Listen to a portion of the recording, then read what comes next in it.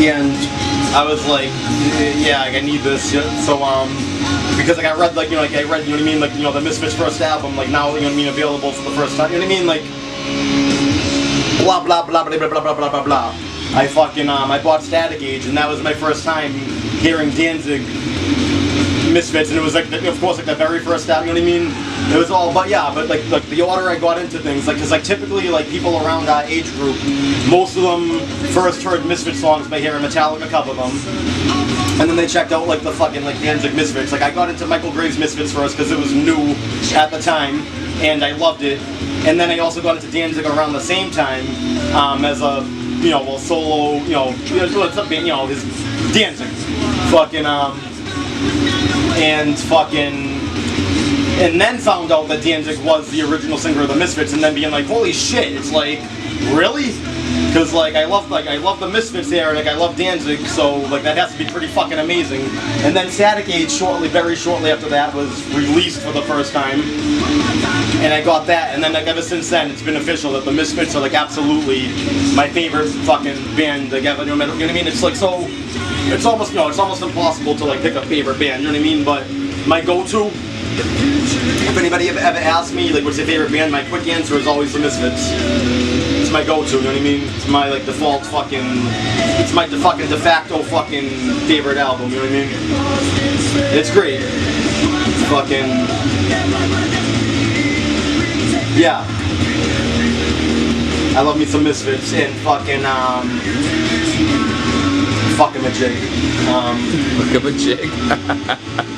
Yeah, okay, but then, Metallica fucking comes back into this though. Being a magazine head, like fucking, like I got my fucking hands on a fucking bootleg catalog.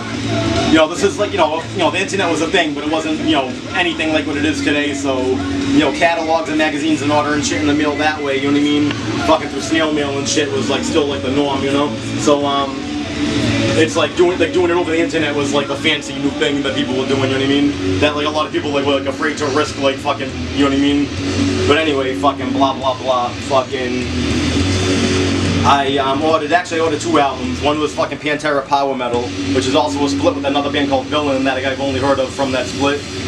But so that was like a bootleg fucking copy of Power Metal with like another album like on it, like from another band like after it. And of course fucking I ordered Garage Days Revisited, but actually the bootleg that I got was not only Garage Days Revisited, but like fucking like every song that Metallica covered up until that point, and also fucking Bay Area thrashes. You know what I mean? Like and just fucking like the Jump on the Fire single. You know what I mean?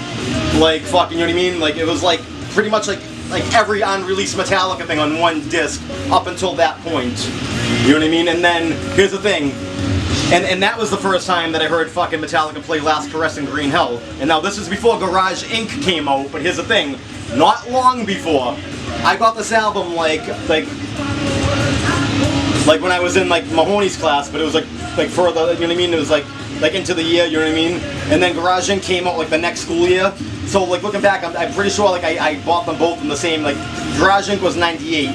So I think I got them both in 98, but I think I got like, you know what I mean? I was still in Mahoney's class, so it was like probably like the very beginning of like 98 when I got the Metallica bootleg, and it was like the next into the next school year, like when Garage Inc. came out. So for that whole fucking time, so basically for like most of like 1998, I just thought I was like the fucking, I mean like I didn't walk around like a fucking like, like an arrogant fucking prick Spushan, but like I knew that I had one up on like fucking like anybody like my age, like, or anybody who wasn't like a serious like Metallica collector. Like I had a fucking disc that just had like all the unreleased fucking shit, you know what I mean?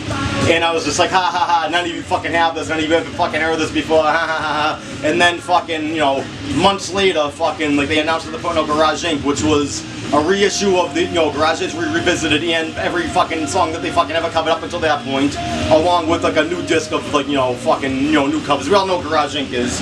But here's the thing. I had Garage Days and every fucking thing else well before Garage Inc. was even fucking announced. But not very long before, but like months before.